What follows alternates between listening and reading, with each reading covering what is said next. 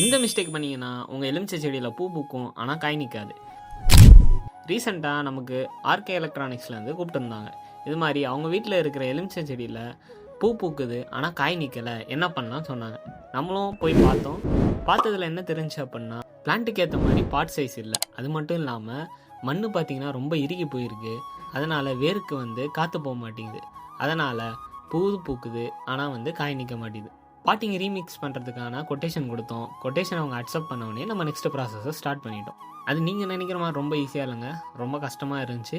அதனால் நம்ம என்ன பண்ணோம், ஆஷா பிளேடை போட்டு பாட்டை உடச்சி எடுத்தோம். பாட்டை உடச்சி எடுத்துகிட்டு நெக்ஸ்ட்டு நம்ம மேலே இருக்க சாயிலை கொஞ்சம் லூஸ் பண்ணிவிட்டு ரூட்டையும் ப்ரூட் பண்ணோம். அதுக்கப்புறம் நம்ம கஸ்டமர் ஆல்ரெடி நம்மக்கிட்ட பேக் வாங்கியிருந்தாங்க. அதில் நம்ம ப்ரீமியம் ஆர்கானிக் மிக்சர் ரெடி பண்ணிவிட்டு ப்ரூன் பண்ண செடியை நம்ம வச்சு, அதுக்கப்புறம் நம்ம மேலே இருக்க மிக்சர் அதை ஃபில் பண்ணிவிட்டு நம்மளுடைய சீக்ரெட் சொல்யூஷனை கலந்துட்டு பிளான்ட்டை சுற்றி ஊற்றிட்டோம்.